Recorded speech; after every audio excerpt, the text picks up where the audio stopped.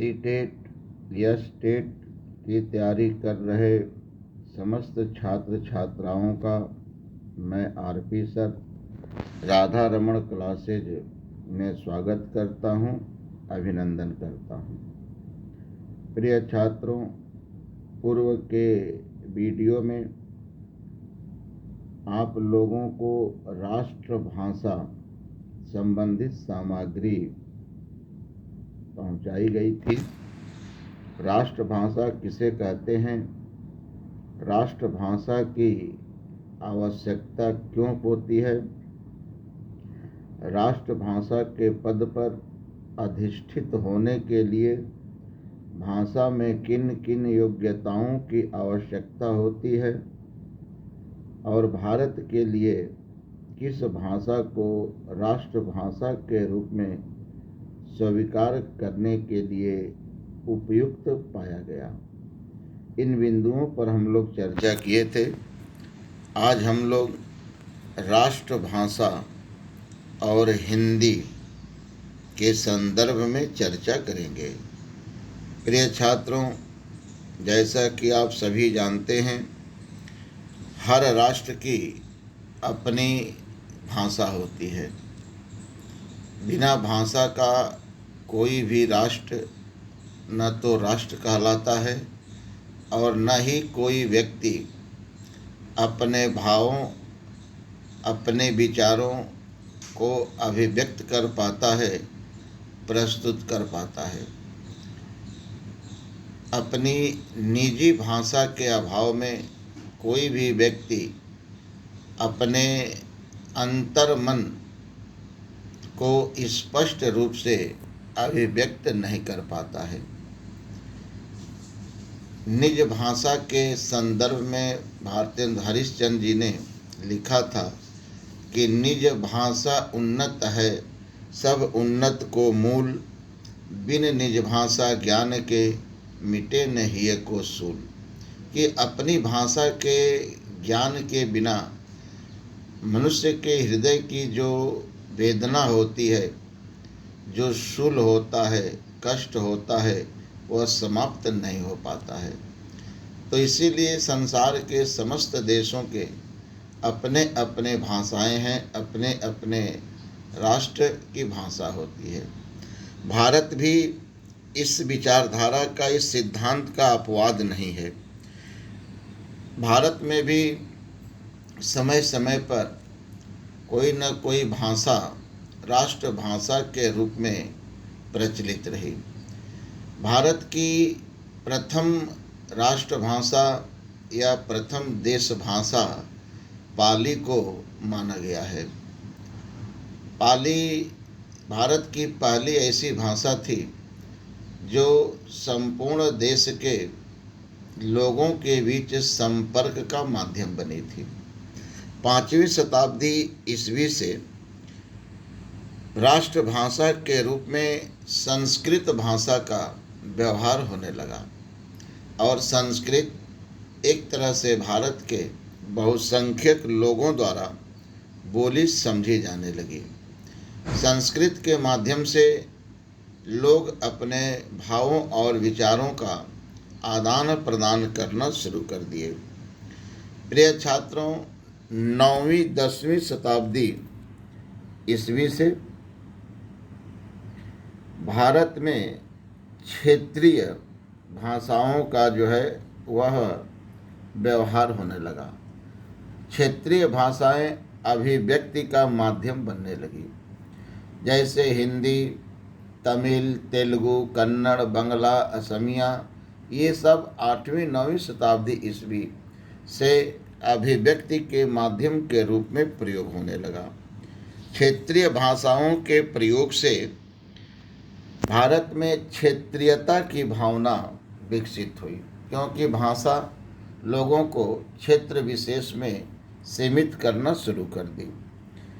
क्षेत्रीयता के चलते भारतवासी एक लंबे समय तक विदेशियों के अधीन रहे। लंबे समय तक दास्ता के जुआ को धारण किए रहे। जिन विदेशियों ने भारत पर अपना प्रभुत्व स्थापित किया, उनमें इस्लाम धर्म के मानने वाले विदेशियों का महत्वपूर्ण उल्लेख किया गया। इस्लाम धर्म के अनुयायियों ने भारत में अरबी, फारसी, तुर्की जैसी भाषाओं को स्थापित कर दिया। फारसी पूरे मध्यकाल में इस्लामिक राज्य में राजकाज की भाषा बन गई, प्रशासन की भाषा बन गई। जब भारत में अरबी, फारसी, तुर्की को स्थापित किया गया, तो जो यहाँ के मूल भारतीय थे, जो गांवों में बसते थे, इन लोगों के समक्ष भावाभिव्यक्ति, अपने भावों और विचारों को अभिव्यक्त करने की समस्या उठ खड़ी हुई कि अपने भावों को, अपने विचारों को किस तरह से व्यक्त किया जाए।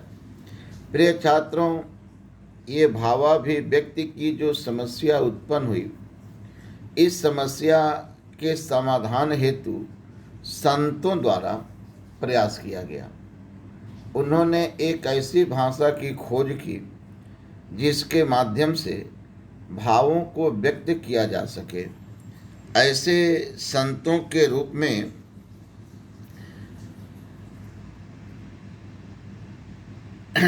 ऐसे संतों द्वारा हिंदी को स्वीकार किया गया कि हिंदी एक ऐसी भाषा है जिसके माध्यम से बहुसंख्यक लोग अपने भावों और विचारों को अभिव्यक्त कर सकते हैं।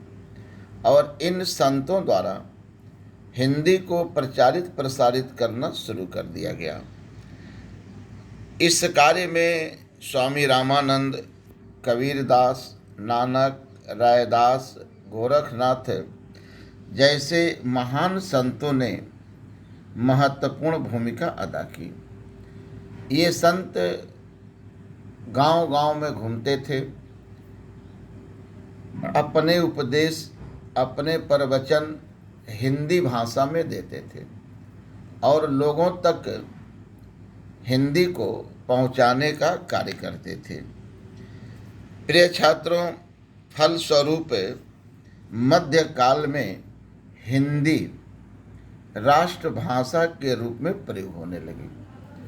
मध्यकाल में बहुसंख्यक भारतीयों के भावाभिव्यक्ति का माध्यम हिंदी बन गई थी।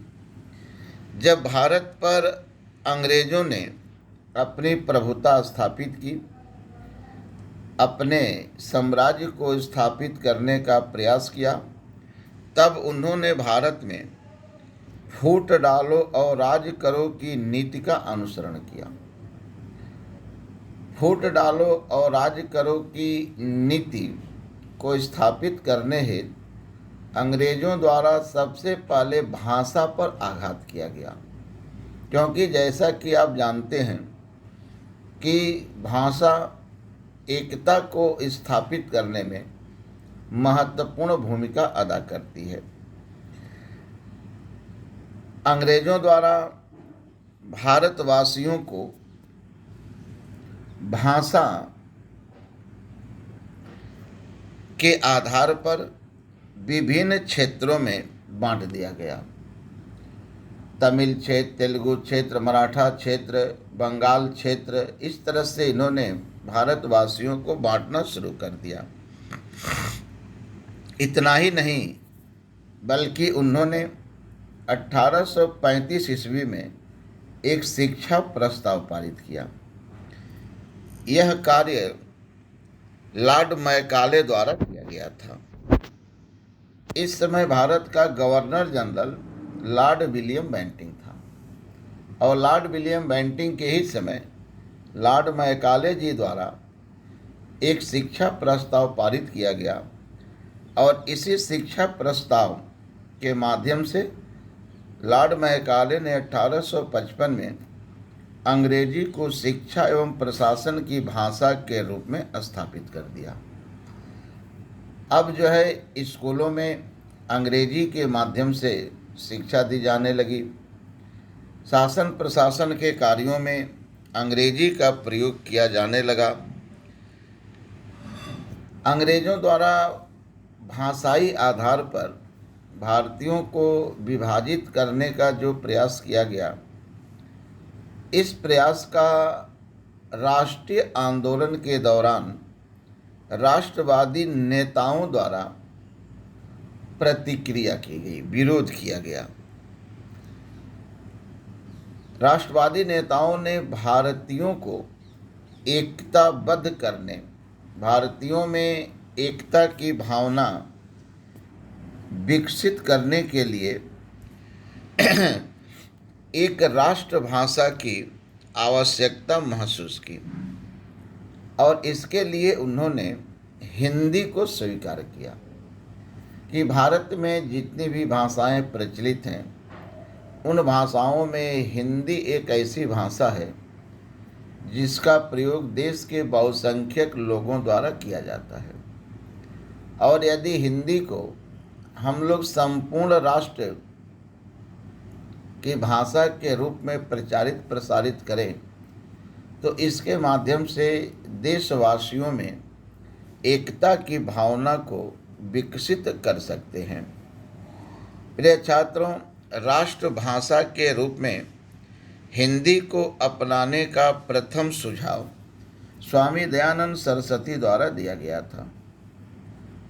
स्वामी दयानंद सरस्वती जी मूलतः गुजरात के थे और इनकी मातृभाषा गुजराती थी। फिर भी स्वामी दयानंद सरस्वती द्वारा अपना ग्रंथ सत्यार्थ प्रकाश को हिंदी में लिख करके यह साबित किया गया कि हिंदी भाषी क्षेत्र का होने पर भी मैं हिंदी भाषा को स्वीकार करता हूँ, हिंदी भाषा को प्रचारित प्रसारित करने का प्रयास करूँगा। इसी तरह से बंगाल में राजा राम मोहन राय, केशव चंद्र सेन, महाराष्ट्र में बाल गंगाधर तिलक, महात्मा गांधी, राजगोपालाचारी जैसे समाज सुधारकों, राष्ट्रवादी नेताओं ने हिंदी को अपनाने का पक्ष लिया। प्रिय छात्रों, आप देख रहे हो कि ये सभी हिंदी भाषी क्षेत्र से संबंधित थे, लेकिन इन्होंने संपूर्ण भारत में हिंदी को प्रचारित प्रसारित करने का प्रयास किया, क्योंकि इनका मानना था कि हिंदी ही एक ऐसी भाषा है जिसके द्वारा देशवासियों को एकता के सूत्र में पिरोया जा सकता है, उनके मन में एकता की भावना को विकसित किया जा सकता है। हिंदी के प्रचारित प्रसारित है, हिंदी को प्रचारित प्रसारित करने के लिए महात्मा गांधी के सुझाव पर दक्षिण भारत हिंदी प्रचार सभा को स्थापित किया गया और इसके माध्यम से हिंदी को प्रचारित प्रसारित करने का कार्य किया गया, हिंदी को प्रचारित प्रसारित करने का प्रयास किया गया। प्रिय छात्रों, स्वतंत्रता आंदोलन के दौरान हिंदी की मांग को दृष्टि में रखते हुए भारतीय संविधान सभा द्वारा 14 सितंबर 1949 को राजभाषा के रूप में स्वीकार किया गया था।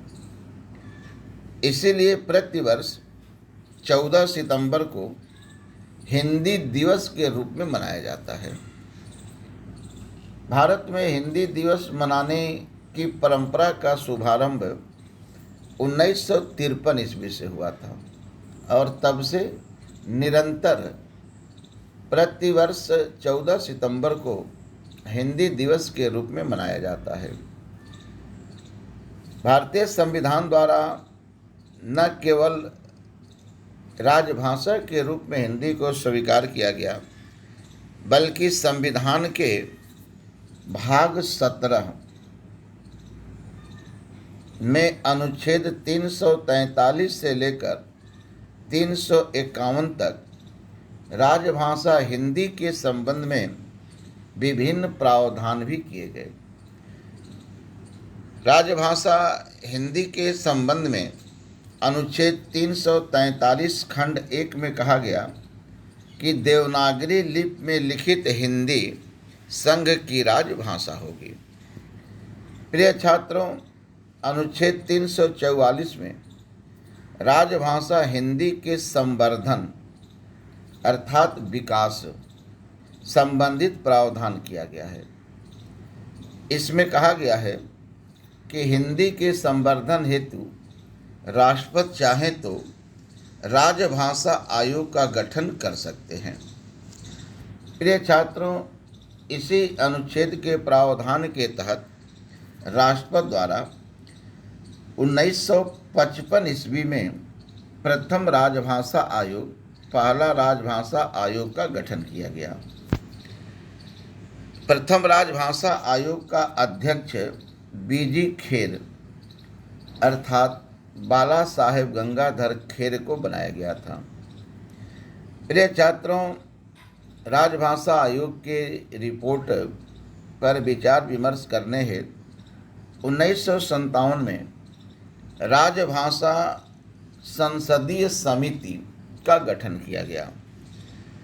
इस राजभाषा संसदीय समिति का अध्यक्ष जीवी पंत, गोविंद वल्लभ पंत को बनाया गया था। इस समिति को पंत समिति के नाम से भी जाना जाता है। जो संसदीय समिति थी, इस संसदीय समिति को पंत समिति कह करके संबोधित किया जाता है। भारतीय संविधान के भाग 17 के प्रावधानों के तहत भारतीय संविधान की 8वीं अनुसूची में भारत की विभिन्न भाषाओं को स्वीकृति प्रदान किया गया, मान्यता प्रदान किया गया। ऐसी भाषाओं की संख्या 22 है। 8वीं अनुसूची में जिन भारतीय भाषाओं को सम्मिलित किया गया, मान्यता प्रदान की गई, उनकी संख्या 22 है। लेकिन मूल संविधान में जब संविधान मूल रूप में लागू किया गया तो उस समय 8वीं अनुसूची में केवल 14 भाषाएं ही थी। 21वें संविधान संशोधन 1967 द्वारा सिंधी को 8वीं अनुसूची में सम्मिलित किया गया था। 71वें संविधान संशोधन 1992 द्वारा कोंकणी, नेपाली, मणिपुरी को और 92वें संविधान संशोधन 2003 द्वारा मैथिली, संथाली, बोडो, डोंगरी को 8वीं अनुसूची में सम्मिलित किया गया था। प्रिय छात्रों, कोंकणी गोवा क्षेत्र में, महाराष्ट्र के कुछ भागों में बोली जाती है। मणिपुरी मणिपुर क्षेत्र में, मणिपुर राज्य में बोली जाती है।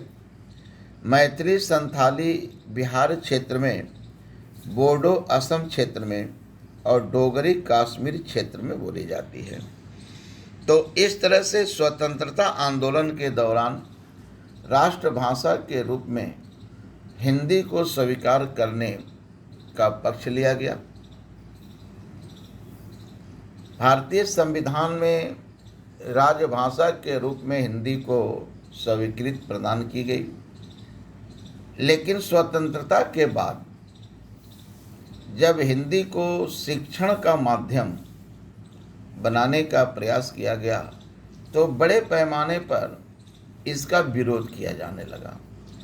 इसी विरोध का परिणाम हुआ कि आज तक हिंदी राष्ट्रभाषा के पद से वंचित हो गई।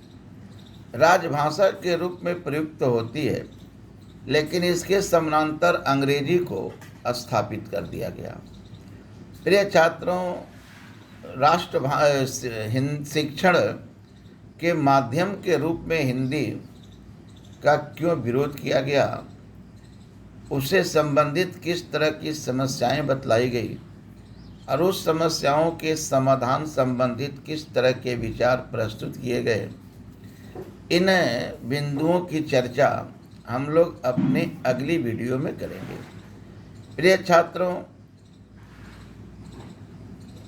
हिंदी शिक्षण की समस्या और समाधान के साथ ही राष्ट्रभाषा रूपी टॉपिक समाप्त होगा।